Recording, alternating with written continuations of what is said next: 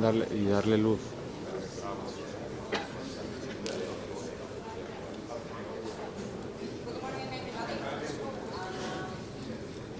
Welcome to this. Good morning. No me suelen pinchar este plano. So we will start with Barsotti Lo hago from the para MIT la grabación, para que lo tengan más claro quién es el ser vivo que habla. Future of the ground-based gravitational detection. Can I be heard? Okay. First of all, I want to thank the organizers for the opportunity to give this talk. It's quite an honor for me to be here and talk about the future of the gravitational-wave ground-based detectors today. I'm part of the LIGO laboratory. The LIGO laboratory is the two LIGO observatories in the United States for the National Science Foundation. Before moving into the future, I want to start with the present. Dale más, We usually talk about LIGO, the two LIGO observatories, and está entrando, pero here I want to point out the GEO600 instrument in Germany. It's providing complementary coverage around the kilohertz region for close and loud events. Vale, venga. Merci. I want to point out the Kagra interferometer in Japan, in the Kamioka mine. This is an underground detector that plans to be online toward the end of this year. And then I want to point out a third LIGO instrument that is going to be located in India. And for that one, we're looking into the 2025 for operations. Okay, so in this conference we have heard a lot about the 11 confirmed gravitational events that ground-based detectors have detected so far. There has been two very nice talks by Ed Porter and Katerina on the science that came out of these events. You have heard that we have, as of last night, 18 interesting candidates in the ongoing Ground 03. These are now public events, so you don't need to go on Twitter to learn if there is a new one. You can just go on this webpage and you will know, and it will be true. So the point I want to make is that all of this excitement for the recent discoveries is great. But if you go into the details, for example, of these first 11 confirmed gravitational waves events, you will notice that they're all very close by. This is the red shift of all of those events, and the largest number is like 0.5. The loudest events of those is an SNR between 20 and 30.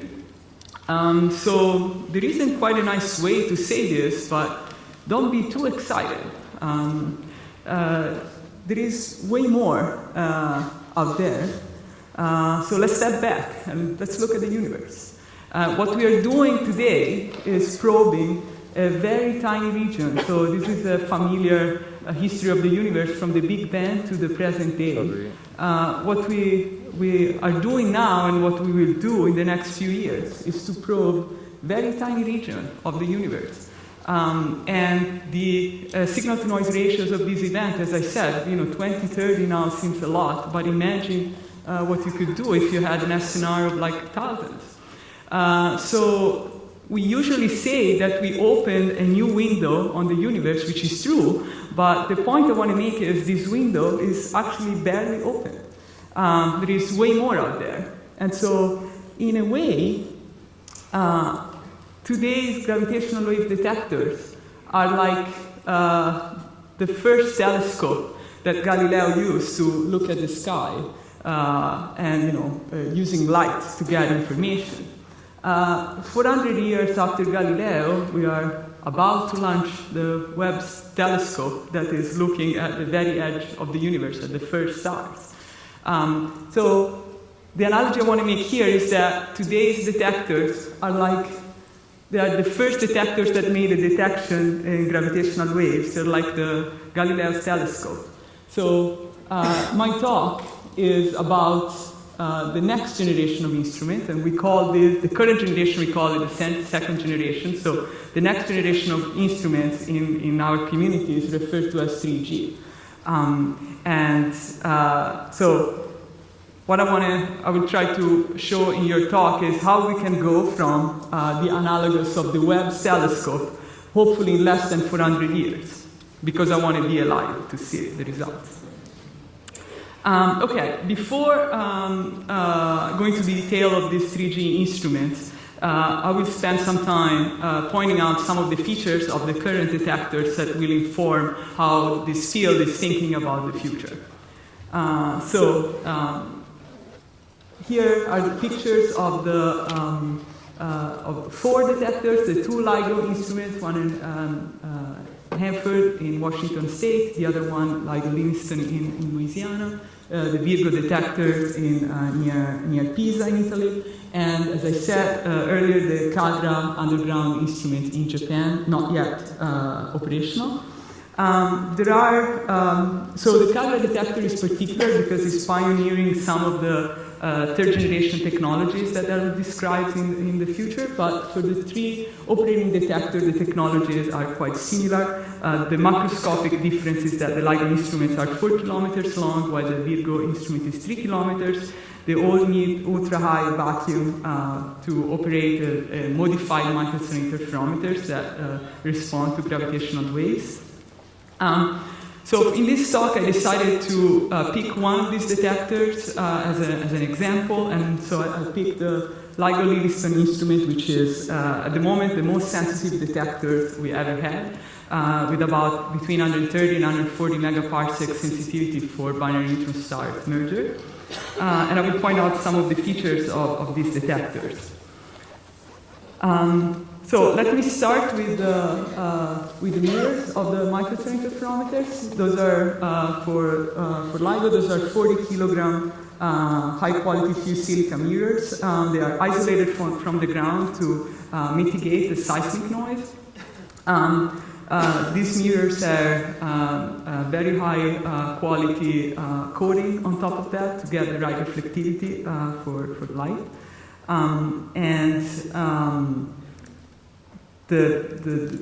Together with the benefit, the coating also imposes a noise, which we call thermal noise. It's a fundamental noise in the instrument. It's due to the mechanical loss in the materials that makes this coating. We use infrared light.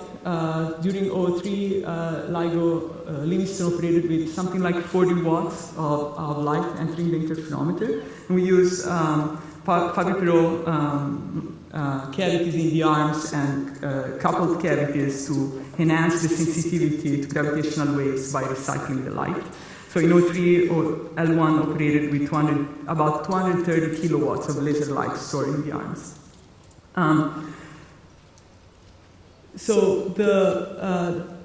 Using laser light to detect gravitational waves comes with fundamental noise of this detector, which is quantum noise, which is due to the very quantum nature of light. And it comes in 2 flavors. Shock noise, which is due to the uncertainty of the arrival times of the photon on the main photodetector here, and radiation pressure noise, quantum radiation pressure noise, which is due to the uncertainties on the momentum of the photons impinging upon the mirrors. So quantum noise and thermal noise are considered the 2 main fundamental noises of gravitational instruments, together with what we call the seismic wall, which is pretty much how low in frequency you can have access to gravitational waves. This is not the old story. There is a quite wide variety of technical noises that are due to the fact that these type of detectors do not operate just by installing the components.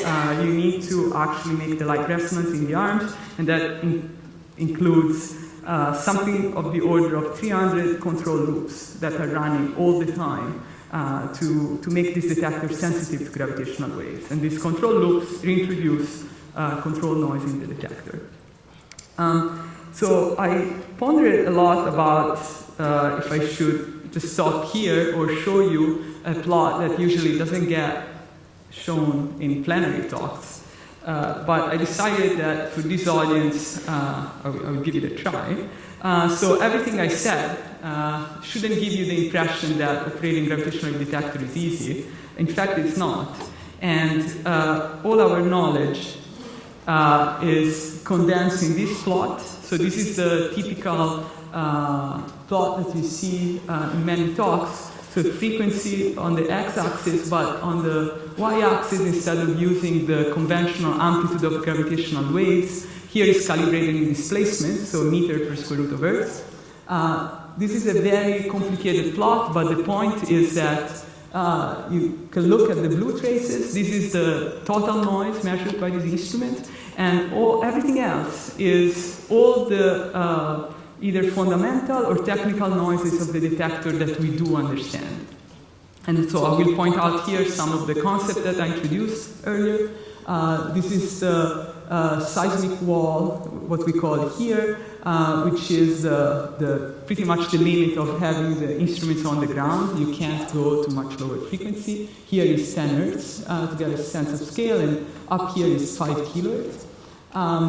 The quantum noise that comes in two flavors, the shock noise at high frequency and the quantum radiation pressure noise at low frequency. And this line here in the middle is the coding thermal noise. Now, all these traces up here are control noises or mystery noise. This is a name for what we do not understand. The noise that we do not understand is getting smaller and smaller with time. And we also like to make this plot with like several orders of magnitude, so you cannot see the discrepancy between what we understand and what we don't. But if you look closely, that's the difference between the blue trace, which is what we understand, and this green trace here. This is the total noise that we measure, and the green trace is the sum of all the noises that we do understand. And the difference at high frequencies is really negligible because we understand very well what's going on there. At low frequency, there is this small gap, which is, again, it's not much, but it's there. So if you then try to think of what you can do to improve these detectors, you can pretty much rely on what I said and look at how this noise scales with the parameters of your interferometer. So the shock noise scales with the inverse of the square root of the power. This is the power stored in the arms. I told you, 3 Livingston was operating 230 kilowatts. So the first thing you would do is to increase the laser power. This comes at the price of increasing the radiation pressure noise, which unfortunately scales directly with the square root of the power. And you can compensate that by making your mirrors heavier and try to mitigate the impact of quantum radiation pressure noise. Also increasing the size of the mirrors, as you can understand, is not totally trivial. So another interesting part I mentioned earlier is about coating thermal noise due to the mechanical loss of the coating that makes the mirror reflective. And this one scales with the square root of the mechanical loss of the mirror coating and the square root of the temperature. And so from this, you can get a hint that what you would do to reduce this noise is either find better materials that have lower mechanical loss, or operate these instruments not at room temperature, as we're doing now, but going to cryogenic temperature. And then obviously you need to mitigate all the noises that you do understand, improving your control system. Okay, so from that, let's move on to what coming next. And one of the good news that I'll share today is that we do have a path in the near future to improving both the advanced LIGO and advanced Virgo detectors by leveraging existing technologies and essentially mitigating quantum noise, not just by increasing the power, but also using another technology that we call squeeze light, that reduce quantum noise in a broadband, can reduce quantum noise in a broadband fashion, and also using better materials for coding. So this is had quite a huge impact in our planning for the near future. So as you know, the LIGO, Virgo, and Kagra collaborations maintain a public document that informs the community on the observing plan. So announce an update that is due in probably a few days, if not maybe up to a week from now. And this is changing what we're going to do in the near future. So let's take a look. On the left side is the LIGO detector. This is the usual plot. Strain noise, detector noise expressed in its equivalent gravitational wave strain versus frequency. The Livingston detector here, again, let's keep it as an example, is in green here.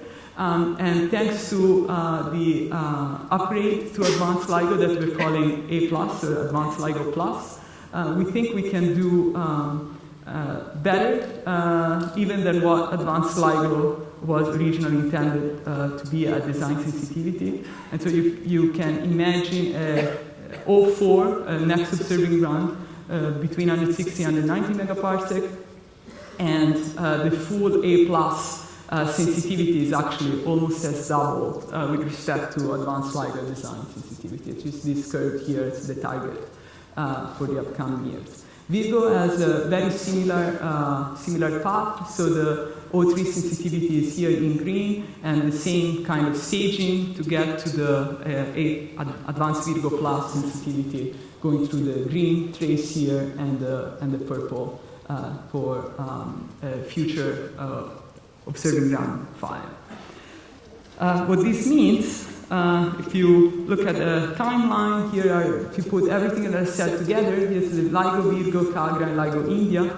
Again, this plot will be shown in an upcoming update of the observing scenario document. What this means is O3 will last for about a year, and then there will be a break to introduce some of this improved squeeze light technology, improved coatings, and have a stage run 04 here, and then a break, and then 05. The same is for Virgo, and Kagra will, in the same time scale, reach the design sensitivity and then start introducing these new technologies as well. And for LIGO India, as I said, we're targeting 2025 to have a detector which will be an advanced LIGO Plus type detector. So this picture brings you to something like 2026 up here. And so then the point of my talk is to try to explain what's coming next. So this is happening. There are funds for this. So this is not just a plan. These are projects that are being underway right now. What we can do to do even better. So here is an attempt of listing everything you can do to build better detectors. This is my attempt of summarizing it. So you can do more of the same. So we can even do more power, you can do more and better squeezing, you can increase the size of your masses, you can lower the loss of the coatings, build better suspensions to reduce seismic noise, and all of that, and pretty much keep leveraging existing technologies. Or you can go to new technologies, for example, cryogenics, and change the wavelength of the laser to take advantage of the cryogenics and new mirror coatings, use alternative optical configurations, and that's certainly an option. There are also things that you can do if you do not if you are not restricted to existing facilities. So the first thing to do would be to make it longer, just make your detector longer. There are advantages of the way in which the noise is scaled as function of length. So that's one thing. You could go underground. LIGO and Virgo are above the ground. I told you Kagra is pioneering underground right now, and that helps mitigating some of the low frequency noises. And so we pretty much help you to push the seismic wall down. You can also introduce new concepts, and I will talk more about this, like triangular shape or xylophone. And for all of these things, you need new facilities. I think I lost the pointer. Okay, so this is, I'm trying to try to picture again everything I said. This is an attempt by Stefan Hill to put everything in perspective. So on the x-axis, well, on the at the bottom of the page, you see it's pictured as a better low frequency, better bucket, or better high frequency. Thank you. Great. And so just a reminder, better low frequency pretty much here means below 100 Hz. Better bucket is between 100 Hz and about 1 kHz, and high frequency is above 1 kHz. I'm not going into detail of all of this, but just to give you a sense, if you do broadband squeezing, that reduces the quantum noise in the entire band, and so the concept here is that it helps you everywhere. If you improve your codings, as I show you, these limiting noises in the bucket, and so that's where you get an improvement. If you, so this imaginary vertical axis is complexity and gain, and so if you build a longer facility, the gain is higher, but obviously the complexity is also increasing. And there are, for example, other things that you can do, like larger and heavier test masses, and as I showed you earlier, that will help you with improving your low frequency sensitivity. There is the Gravitational-Wave International Committee has started some time ago what is called the 3G effort, and so I point you to R&D roadmap that it's a comprehensive document that pretty much put all of these technologies in perspective. And so on that, there are two main ideas right now for how to build new 3G instruments, and so I will go into the details of those. The first and most famous one is Einstein telescope. This is a concept that has been around for almost 10 years now.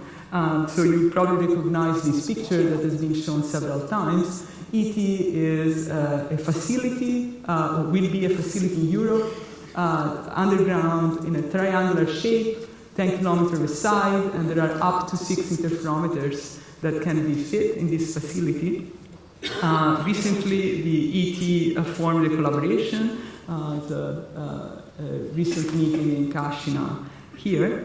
I think most of you know about ET, but I want to point out some of the fundamental features. So, as I said, it's a triangle, and that allows you to see the whole sky and resolve both polarizations if you have only one of the, especially this is particularly important if you have only one of the 3G instruments. It goes underground to fit the 10-kilometer triangle in Europe and also mitigate some of the noises like environmental or Newtonian noise that limit the low-frequency sensitivity, and uses a xylophone concept which says that, so the basic idea is that in order to achieve good sensitivity at low frequencies, you pretty much need to do the opposite of what you would do to achieve high sensitivity, to achieve a good sensitivity at high frequencies. And so the idea is that you build two different instruments and then you combine the output of the two. And so you would be a cryogenic detector to help you reduce the noise at low frequency, and then combine that with a detector that doesn't care about low frequency but try to improve the noise at high frequency. So there are very exciting news in ET in the recent, I should say, months. So I think the most exciting news is that the Einstein telescope now has two official site candidates. This is huge. So that means that there are two concrete options for building ET. So the first one, so this is a map of, just a part of Europe. Just for reference, for non-European, Virgo is here in Kashina, we are here in Valencia, and the two site candidates are one in between, at a cross-border region in the Netherlands, Belgium and Germany, right here in Limburg, And another site is in Sardinia, in Italy, at Zona Enatos. Since I'm Italian, I feel obliged to say that in Sardinia there are some of the best beaches in the world. So you can pick your favorite location. So these two sites are not just a point on a map. There are funds that have been allocated to support the technology development at both of these two sites. There are funds for an ET prototype that is going to be built in Maastricht. And the goal, this is a sketch of what it would look like from Stefan Hild and the ET prototype team. The goal is to do interferometries at cryogenic temperatures and try to understand how that would work. There are seismic studies in Limburg underway right now to fully validate the site. And the preliminary qualification of the Sardinia site has also been completed, and there are funds to build an underground lab there for final seismic studies.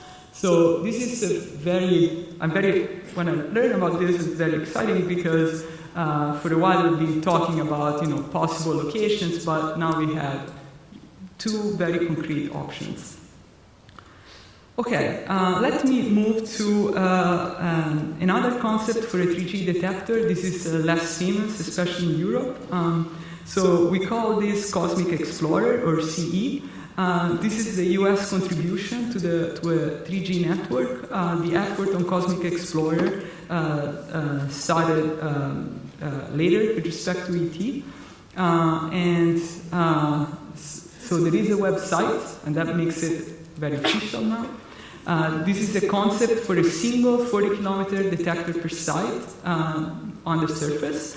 And so you can imagine, as I said earlier, since fundamental noise is scaled with length, the first thing you would do is to make your detector as long as possible. So you can imagine Cosmic Explorer as pretty much taking advanced LIGO and scale it up by a factor of 10.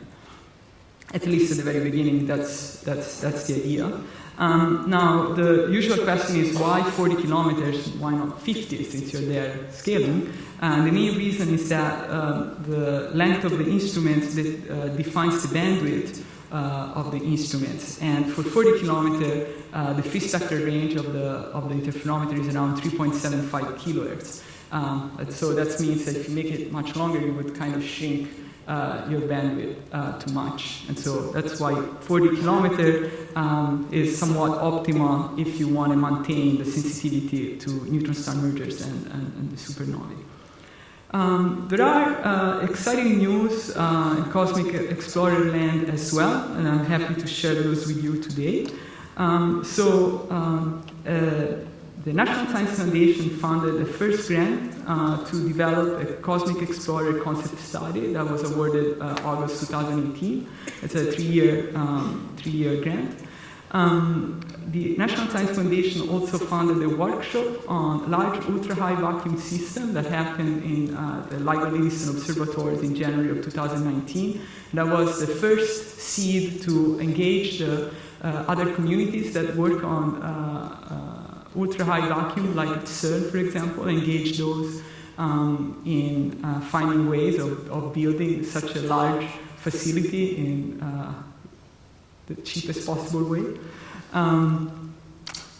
Very recently, a lot of work had happened in terms of plans for Cosmic Explorer, thanks to the deadline imposed by the Astro 2020 Decadal.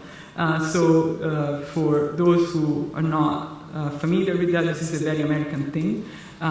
So here you find the detail, but this is a decadal survey on astronomy and astrophysics. It's a partnership of the national academies and the astronomical community. The main goal is to develop a comprehensive strategy for agency investments in the upcoming decade. So this is the call for all the community. And that was very good for us because it kind of forced us to start making a more concrete plan for Cosmic Explorer and see how Cosmic Explorer would fit in the big picture. So there are 2 white papers that are both in the archive, and I encourage you to take a look.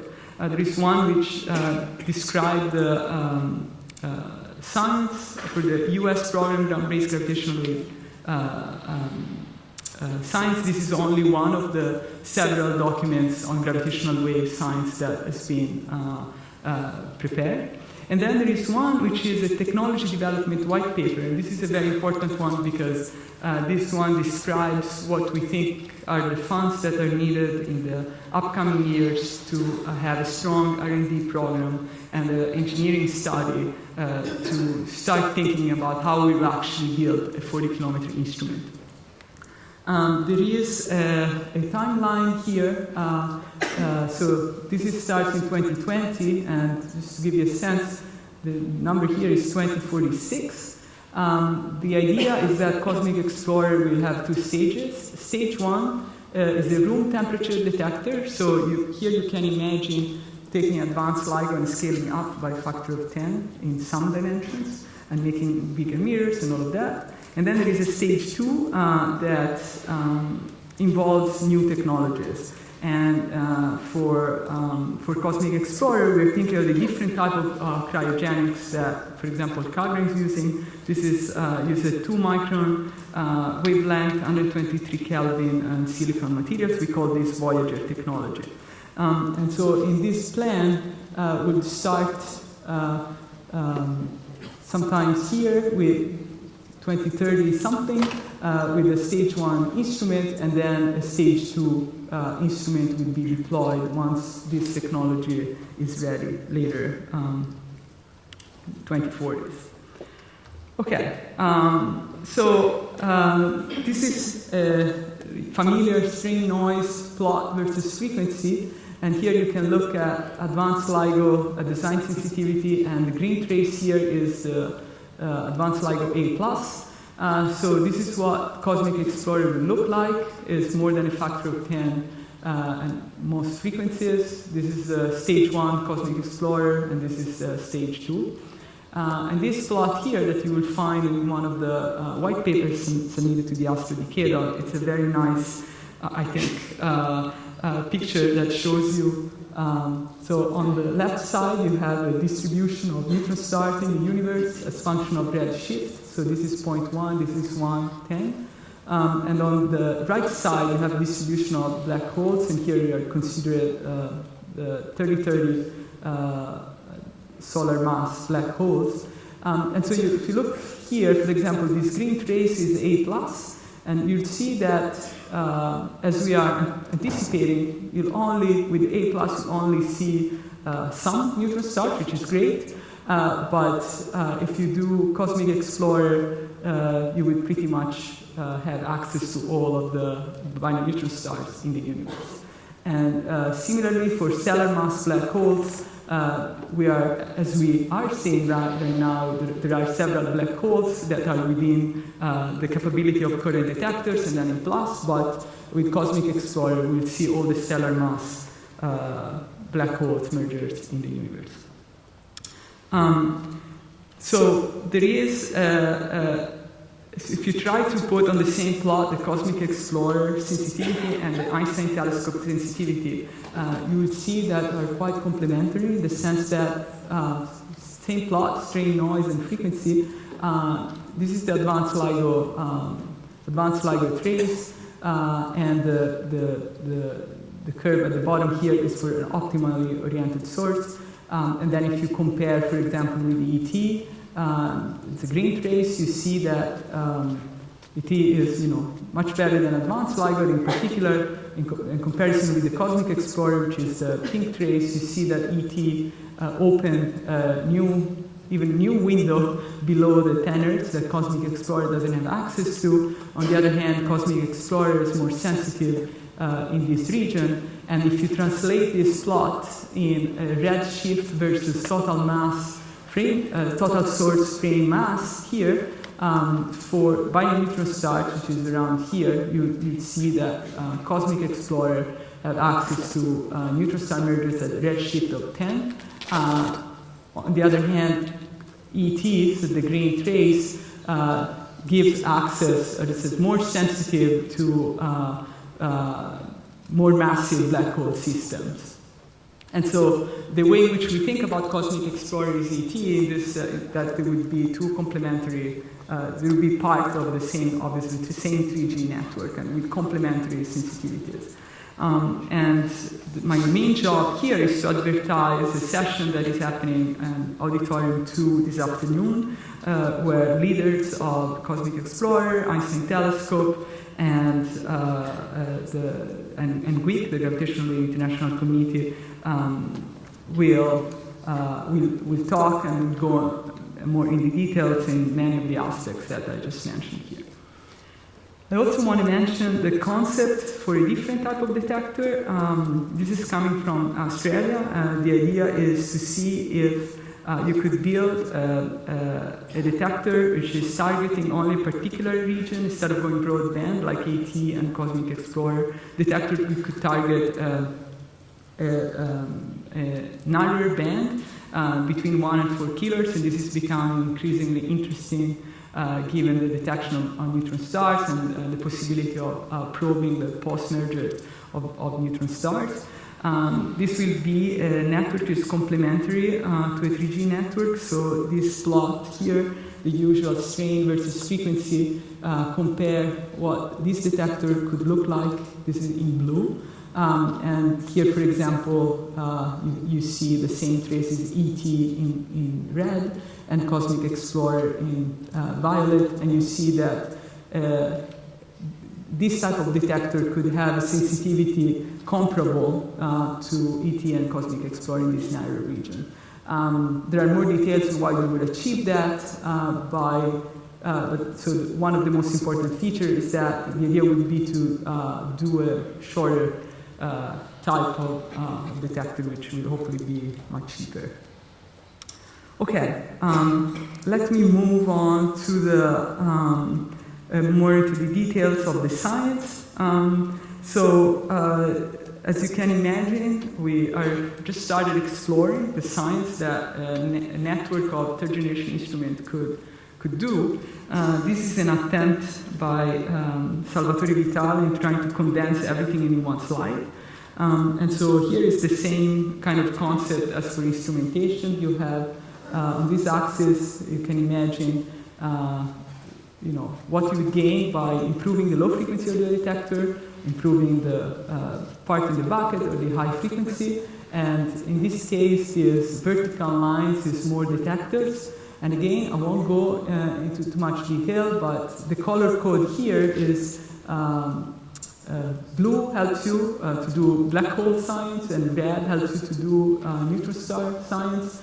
And so, as a very first approximation for me, that I'm an instrument person, the way in which I think about this is that low frequency helps you for black holes, and high frequency helps you to do supernova. And then there are many exceptions to this rule. For example, if you want to do early warning localizations for bioneutron stars, you want that your system stays in the band as long as possible, and for that, having good low frequency sensitivity helps you out. If you want to do something else which is not physics or science with binary neutron stars merger, for example, with supernovae and other model transients, you then obviously need the more detectors you have, the better, because you cannot distinguish if this is a real event or is an artifact. So obviously, there is way more than can be condensed in one slide, and so here I want to point out the effort, again in the context of the Gravitational-wave International Committee 3G, and this is about the science case for these detectors. There is a document that is available online, and this document lists 5 main science targets. Extreme gravity and fundamental physics, extreme matters, observing stellar mass black holes throughout the universe, sources at the frontier of observation, cosmology, and early history of the universe. Many of these things have been discussed in many of the parallel sessions, and here I just want to highlight a few things. The first one is about the fact that with ET and Cosmic Explorer, we could see black holes throughout cosmic history. And there are many, many questions that a 3G network could answer. I just list here, I'm just going to read some of those. What is the merger rate as a function of redshift to the beginning of the reionization era, like right there? Again, we are looking at black holes right here. What about all the rest? What are the mass and spin demographics of black holes throughout the universe? Are they correlated? Do they evolve with redshift? Do intermediate mass black holes merger occur in nature? And can such black holes serve as the long-sought seeds for supermassive black holes? So there are a huge number of questions that are open in our field that a 3G network could answer. There have been many talks at this conference that are pointing out some of the things that a 3G network could do for cosmology. Katerina the other day told us that 100 binary neutral star system with electromagnetic or GRB counterparts could help resolve the H0 tension. So 3G detectors will detect order of 1 million binary mergers per year, with order of 1,000 of BNS detection expected with such counterpart. And so 3G network will become a totally independent tool for observational cosmology. Okay, I'm getting close to the end of my time, so I want to conclude with a global, called the global timeline. Again, these instruments are thought as operating in a network, and so there is an effort in trying to coordinate the schedule as much as possible. But so here is a timeline for the Einstein telescope. 2010 is when the first concept of the Einstein telescope started. Last year, the AT collaboration was formed. And then the next steps that you can expect are within the context of the European Strategy Forum for Research Infrastructure. And this is a roadmap to put ET in the path for construction within the European Union, and this is happening in the next couple of years. A site selection is expected to happen 2021-2022. 2023 full technical design, and then from 2025 infrastructure realization would start, with installation early 2030. I told you that the Cosmic Explorer effort started later. The first Cosmic Explorer paper was in 2015. I told you last year the first grant was awarded by the National Science Foundation for what we call US 3G study. So here we're still trying to understand how a timeline for Cosmic Explorer would look like. This is an attempt by Matt Evans to write something down. 2020-2021 would be the result of this award that will provide Cosmic Explorer concept study. Initial design phases between 2022-2026, final design 2027-2029, and hopefully the early 2030s, US Congress would appropriate fund for Cosmic Explorer. Okay, so my talk was very focused on ground-based detector. There are, as you all know, the opportunity for gravitational-wave science are not just on the ground, they are in space, and there are other type of instruments like pulsar timing that are going to probe in the upcoming years the full spectrum of gravitational waves. So this is hopefully the 3G network would work in concert with all of these other instruments. Okay, a good friend of mine told me once that you always need to conclude your talk with the message that your audience should carry with them when they leave. And so the message that I want to carry, that I would like you to carry with you is that so the current generation gravitational-wave instruments are detecting only the tip of the iceberg. As I said earlier, yes, we open a new window on the universe, but this window is very open. And the worldwide gravitational-wave community is working hard to get organized to build a network that will observe gravitational waves from throughout cosmic history. And I don't know how you feel about this, but as a scientist, I think this is one of the, it's pretty much incredible that we get to see this in pretty much one lifetime. So I want to thank you for your attention, and thanks many people who helped providing material for this talk. Thank you.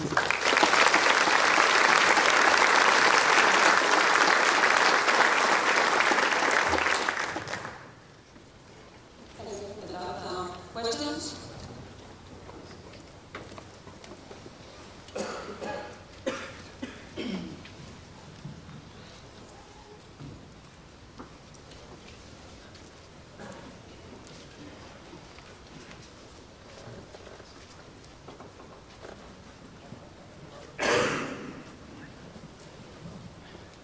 Perhaps there would be very fortunate to mention that a great progress was made in gravitational wave research since 1987 supernova event.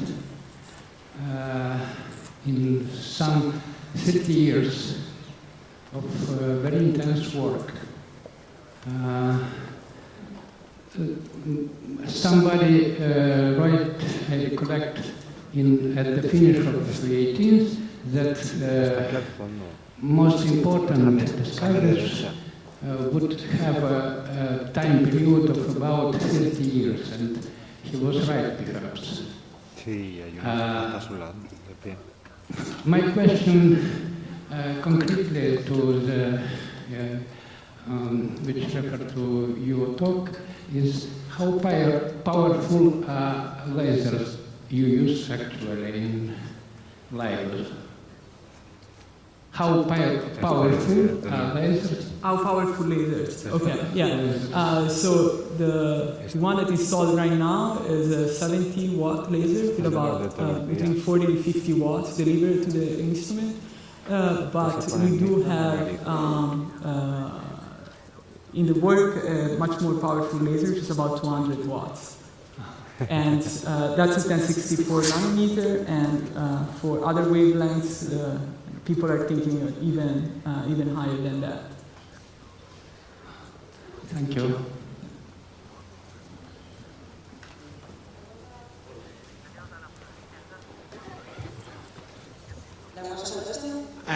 Está un poco más adelante.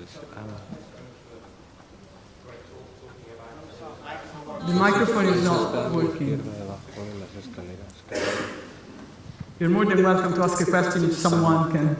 Then so, I do have a working microphone. Can I ask? I'm up here. So this mystery noise, is this something that's kind of persistent, or is it going away as you kind of keep modeling your noise better? So if I plot it as a function of time, does the mystery noise shrink? No, so this noise is pretty much always there. We call it mystery noise, but we do have ideas of what that might be. And in fact, it has been already somewhat reduced between observing O2 and O3. If you talk with instrument people, they will formulate a sentence which involves words like scatter light and upconversion, which is pretty much what we blame for this type of things.